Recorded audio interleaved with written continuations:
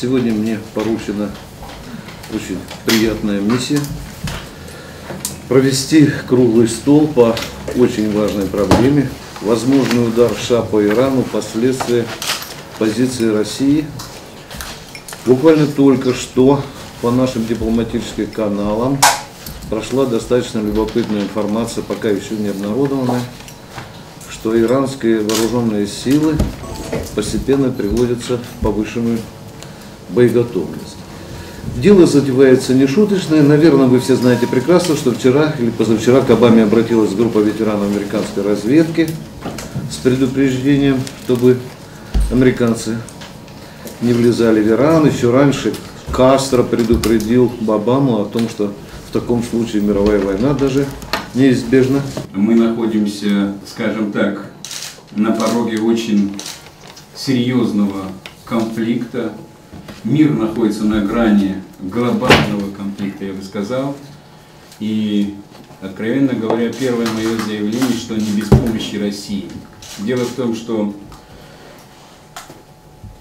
ядерный Иран, если даже будет наличие ядерной бомбы, гораздо меньшее зло для России, чем прозападный Иран.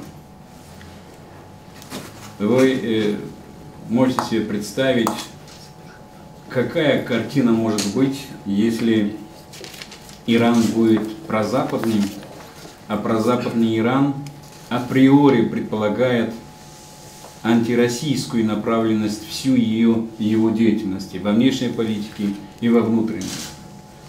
Кардинально будет меняться ситуация на Каспии, радикальнейшим образом ситуация изменится в Центральной Азии. Вопросы, связанные с конкурентным участием России по энергетическим вопросам, практически будут решены однозначно не в пользу России. И я бы сказал, исламский фактор будет использоваться максимально активно для того, чтобы дестабилизировать обстановку в самой России. Я не побоюсь этого слова, если скажу, что если Иран будет прозападным, а прозападность Ирана предполагает смена режима в Иране, а все, что сейчас делается вокруг Ирана, имеет генеральную идею. Главная задача – это сменить режим в Иране. Любое другое устройство исламское абсолютно не будет отличаться от нынешней в силу ментальности иранского народа. А раз такое дело, режим должен быть другим, светским, навязанным и подкупленным, и насажденным. И вот такой режим, совершенно очевидно, что максимально будет задействован в антироссийских интересах. Поэтому я полагаю, что ядерная программа Ирана – это повод. Американцам совершенно наплевать на режим нераспространения. Режим нераспространения не является догмой и не может сейчас защитить процессы, которые связаны с ядерной программой любого другого государства. Вот-вот Япония будет иметь ядерную бомбу. Процесс обогащения урана в Японии уже достиг таких размеров, что в этом году, по прогнозам специалистов, Япония станет ядерной державой в плане обогащения урана. Еще одно заявление, которое, может быть, для вас будет диким и неправдоподобным. Есть твердое ощущение о том, что Саудовская Аравия обладает ядерным оружием. Они на протяжении долгого времени помогали Пакистану. Финансовая помощь Саудовской Аравии и технологическая помощь Соединенных Штатов в 90-х годах, 80-х годах были главной задачей в деле противостояния в Афганистане Советским Союзом. И в расчете на то, что под шумок Ирако-Иранской войны и под шумок помочь каким-то образом в решении вопроса, связанного с выводом войск Советского Союза, сделать Пакистан ядерной державой, с одной стороны, чтобы на самом деле действительно Пакистан почувствовал себя отдачу или взамен на то, что делает по отношению к маджахедам и выводу советских войск в Афганистане, чтобы противостоять достойно Индии, но главная цель американцев была, чтобы сделать так, чтобы в перспективе Пакистан мог стать и мог использовать это оружие против Ирана.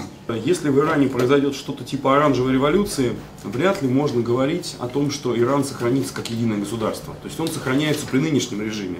С высокой степенью вероятности его разорвет на 2, может быть, 3 части. Какая-то прилепится там к Азербайджану в том или ином виде. Ну и, конечно, когда государство такое большое, теряет свою государственность, возникают другие, даже если там будет в Тегеране, условно говоря, западное правительство, все-таки ему будет, мягко говоря, на фоне развалившегося государства не до того, чтобы вставлять нам палки в колеса. Поэтому я думаю, что этот риск преувеличен.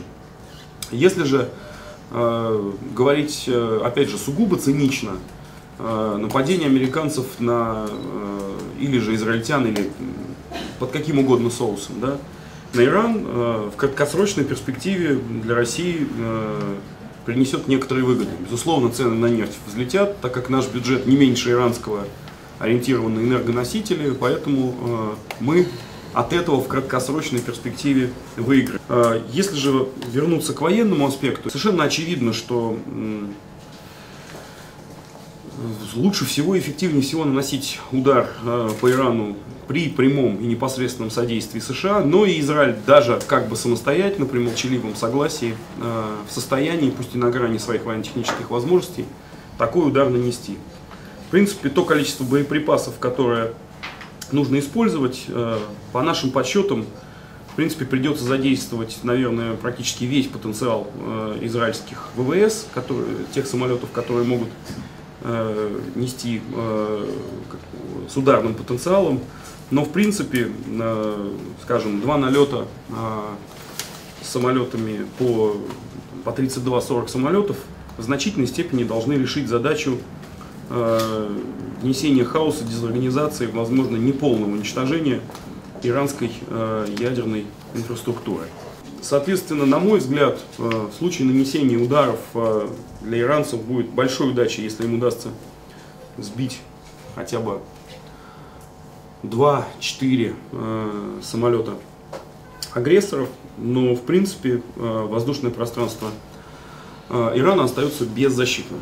Но надо отметить, что иранцы не хуже нас с вами это представляют и понимают, что возможность ответить у них есть только в асимметричном поле. И мы все помним, как эффективно отработали проиранские группировки в Ливане против израильтян. И, собственно говоря, я думаю, что в случае атаки на Иран основной ответ будет асимметричный. Это те шиитские меньшинства, которые проживают в странах Персидского залива, в Ливане, вполне возможно, какие-то шиитские меньшинства, которые даже живут вне стран Персидского залива, имея контакт с Ираном, они в состоянии, конечно, организовать серию эффективных атак, вплоть до каких-то паровойсковых операций, в частности на американские базы, которые расположены в странах Персидского залива. Поэтому, безусловно, Ирану есть чем ответить, хотя и в несимметричной плоскости.